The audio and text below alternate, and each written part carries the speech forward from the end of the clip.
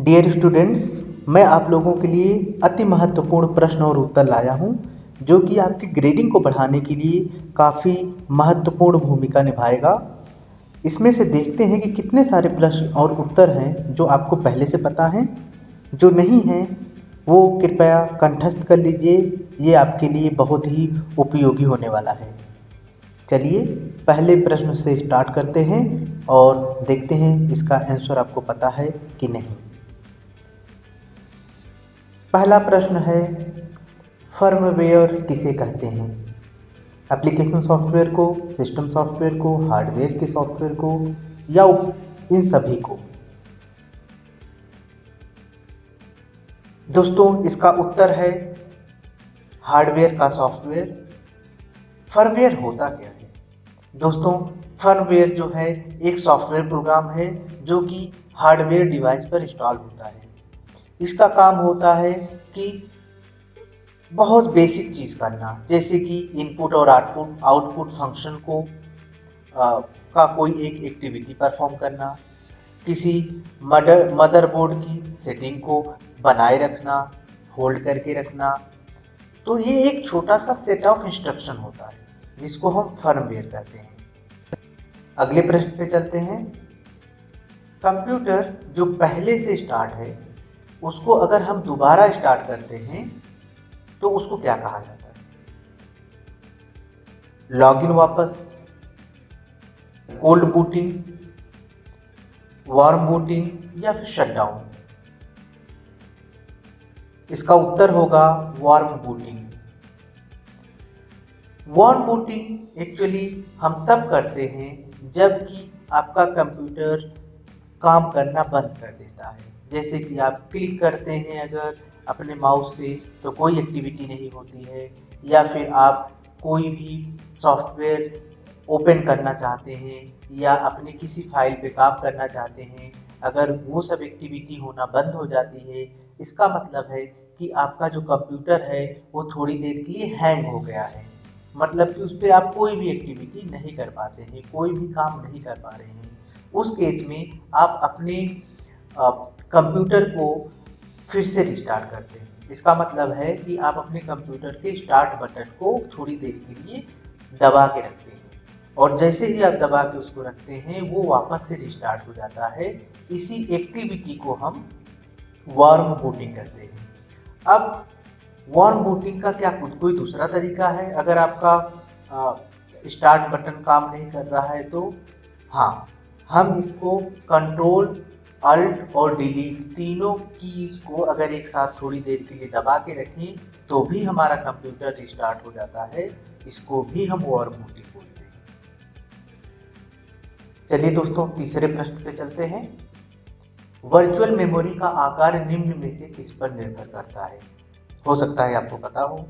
Address bar के आकार पर निर्भर करता है, डाटा बस के आकार पर निर्भर करता है, मेन मेमोरी के आकार पर निर्भर करता है, या इन सभी के आकार पर निर्भर करता है?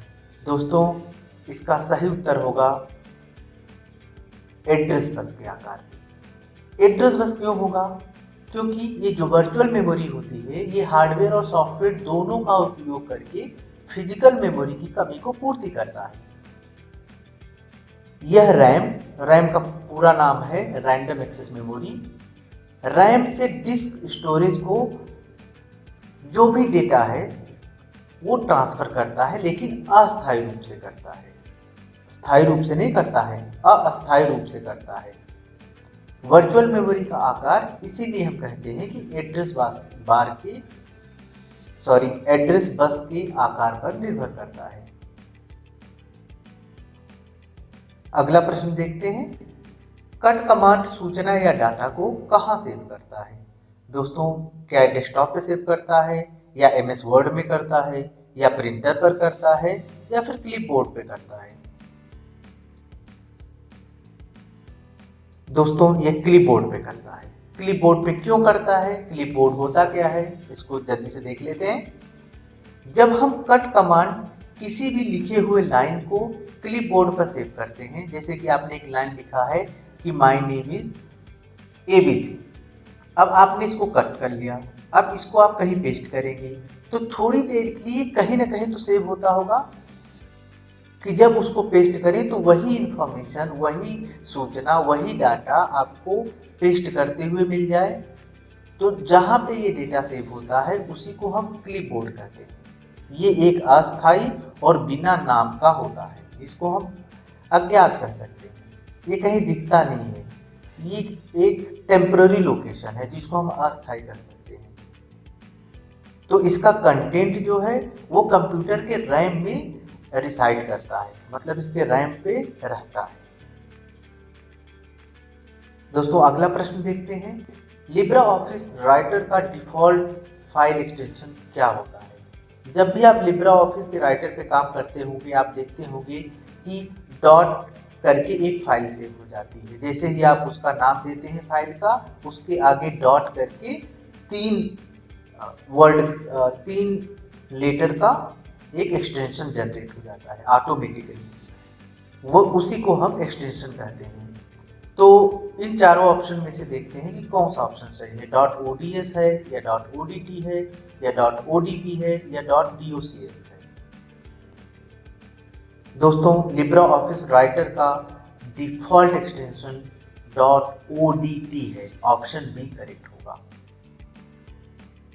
डिफ़ॉल्ट के तौर पे राइटर का प्रारूप जो है जिसको हम फॉर्मेट बोलते हैं वो ODF है, जो कि ODT के एक्सटेंशन के साथ होता है।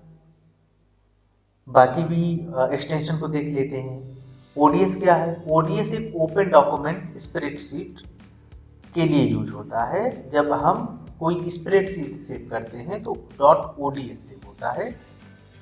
ODT जो है वो राइटर के लिए है। ODP जो है वो प्रेजेंटेशन के लिए है, जिसका मतलब है प्रेजेंटेशन फाइल फॉर्मेट। तो जैसे कि आप कोई प्रेजेंटेशन बनाते हैं उसको सेव करते हैं तो .odp सेव होता है। docx जो होता है वो माइक्रोसॉफ्ट वर्ड डॉक्यूमेंट में सेव होता है। ये एक लाइसेंस सॉफ्टवेयर है बाय द वे। अगर माइक्रोसॉफ्ट ऑफिस के यूजर को आपको ODT फाइल भेजनी हो तो क्या वो उस पर काम कर पाएगा? नहीं कर पाएगा। पहले आप उस फाइल को .docx में आप सेव करेंगे और उसके बाद वो फाइल आप उनको भेजेंगे, फिर वो उसको यूज कर पाएंगे। ये भी एक अच्छा प्रश्न बनता है। चलिए अगला प्रश्न देखते हैं, ब्लॉग के लिए कंटेंट लिखने वाले को क्या कहा जाता है? ब्लॉगर कहा जाता है या ब्लॉगोस्फेयर कहा जाता है, ब्लॉग कहा जाता है या ब्लॉगिंग कहा जाता है? दोस्तों ब्लॉग के कंटेंट के लिखने वाले को ब्लॉगर कहते हैं। जब भी कोई पत्रिका या वेबसाइट पर कोई इंसान उस पर लेख करता है या उसको मेंटेन करता है, जैसे कि ये कोई इंफॉर्मेशन लिखी हुई है, कुछ सूचना लिखा हुआ है किसी एक वेबसाइट पर, आप या तो उसको मिटा के डिलीट करके नया लिखते हैं, बहुत ही इम्पॉर्टेंट चीज़ आप लिखते हैं, कैसा भी इंफॉर्मेशन हो अगर आप लिखते हैं जो कि काफ़ी लेटेस्ट है अगर आप लिखते हैं, या फिर उसको मेंटेन करते हैं, जैसे कि कोई पुराना डाटा है या सूचना है उसको आप नए समाचार के हिसाब से उसको आप अपडेट करते हैं, तो भी जो एक्टिविटी होती है, जो भी काम होता है उस पर्टिकुलर पत्रिका को मेंटेन करने के लिए या उस वेबसाइट को मेंटेन करने के लिए जो इंसान ये काम करता है उसको हम ब्लॉगर कहते हैं। जैसे कि उदाहरण के तौर पर कोई एक राजनीतिक वेबसाइट है, उस पर आप देखते होंगे कि जैसे जैसे डेली का समाचार आता है उस पर नया नया अपडेट आ जाता है। वो जो भी अपडेट करता है उसको हम कह सकते हैं कि ये एक ब्लॉगर है जो अपना ब्लॉग लिख रहा है और उसको डेली मेंटेन कर रहा है। अगले प्रश्न पे चलते हैं दोस्तों, किसी को ईमेल करते वक्त मुख्य कंटेंट कहाँ लिखा जाता है? पेज के बॉडी पे लिखा जाता है, सब्जेक्ट वाले जगह पे लिखा जाता है, कार्बन कॉपी में लिखा जाता है या ब्लाइंड कार्बन कॉपी में लिखा जाता है? दोस्तों इसका सही उत्तर होगा सब्जेक्ट वाली जगह। क्या सही है? नहीं दोस्तों, सब्जेक्ट जो होता है वो ऑप्शनल होता है। सब्जेक्ट एक में हम कभी भी बहुत छोटी इंफॉर्मेशन लिखते हैं। जो मेन कंटेंट होता है, जो पूरा किसी चीज़ का मुख्य प्रारूप होता है, उसको हम पेज के बॉडी में लिखते हैं। तो इसका सही उत्तर होगा पेज की बॉडी। ईमेल के मुख्य कंटेंट को हम बॉडी सेक्शन में लिखते हैं, इसीलिए इसका उत्तर होगा ए। ईमेल हेडर जो होता है उसमें हम from, to, date, CC, BCC ये सब इंफॉर्मेशन लिखते हैं।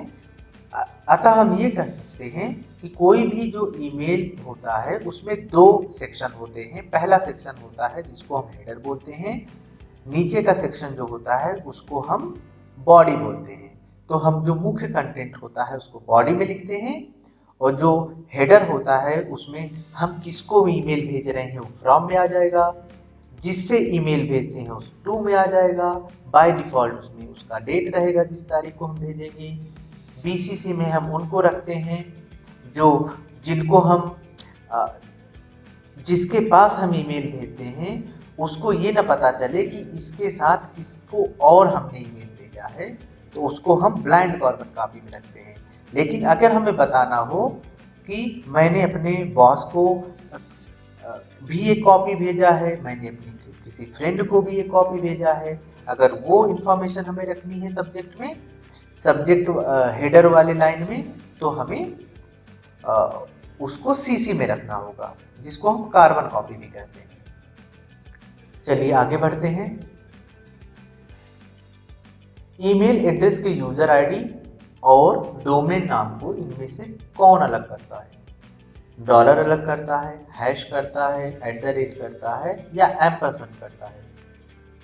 मुझे पूरा विश्वास है कि इसका उत्तर आपको पता है। अगर नहीं पता है तो अगर हम किसी को भी अपना ईमेल आईडी देते हैं तो हमारा नाम होता है या जिसको हम यूज़र कहते हैं, उसके बाद में डोमेन नाम होता है, बीच में जो होता है वो @ होता है। जैसे कि उदाहरण के तौर पे john@gmail.com, तो जॉन तो हो गया उसका यूजर आईडी है, gmail.com डोमेन हो गया, @ उन दोनों के बीच को डिफरेंस करने का काम करता है, उसको एक एड्रेस बताने का काम करता है। इसको हम @ भी कहते हैं, इसको हम एड्रेस साइन भी कहते हैं। यह किसी यूजर को इंटरनेट एड्रेस के बीच में रहकर उसमें अंतर बताता है। तो इसका सही उत्तर सी होगा @। अगला प्रश्न देखते हैं दोस्तों, क्या बिना विषय लिखे हुए मैसेज ईमेल किया जा सकता है? हाँ या नहीं? दोस्तों, जो ये विषय होता है जिसको हम सब्जेक्ट कहते हैं, ये एक ऑप्शनल सेक्शन होता है। ईमेल जब भी हम किसी को भेजते हैं तो सब्जेक्ट जो होता है वो एक ऑप्शनल होता है। अतः इसका उत्तर होगा हाँ, बिना सब्जेक्ट लिखे हुए, बिना विषय को लिखे हुए हम किसी को ईमेल कर सकते हैं।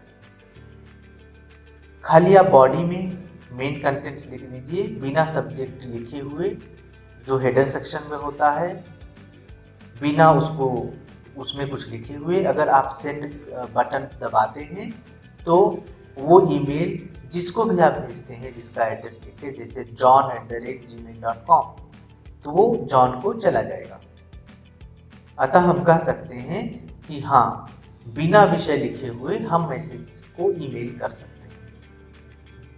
लेकिन रिकमेंडेड ये होता है, या कह सकते हैं कि कोशिश ये होनी चाहिए कि आप सब्जेक्ट लाइन लिखें, क्योंकि अगर आप सब्जेक्ट अच्छा लिखते हैं जिसका कोई सार्थक मतलब हो, तो प्राप्तकर्ता जो होता है, जिसके पास वो ईमेल जाता है, वो ईमेल को देखते ही, उसका सब्जेक्ट पढ़ते ही वो ईमेल को ओपन करता है और उसका जो भी मेन बॉडी में जो कंटेंट लिखा होता है उसको पढ़ता है।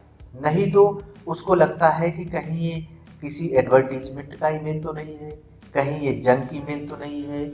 अगर वो जंक ईमेल रहता है, जिसको हम फालतू वाली ईमेल कहते हैं, तो वो डिलीट कर देता है बिना उसको पढ़े हुए। तो इसीलिए कोशिश ये होनी चाहिए कि हम सब्जेक्ट लाइन में कोई एक सार्थक दो तीन वर्ड या दो तीन वर्ड हम लिख लें। अगला प्रश्न है दोस्तों, SMTP का प्रयोग किस तरह का मैसेज भेजने के लिए किया जाता है? यूजर्स टर्मिनल से, यूजर्स मेल बॉक्स से, दोनों से, यूजर टर्मिनल और यूजर्स मेल बॉक्स से, या फिर इनमें से कोई नहीं?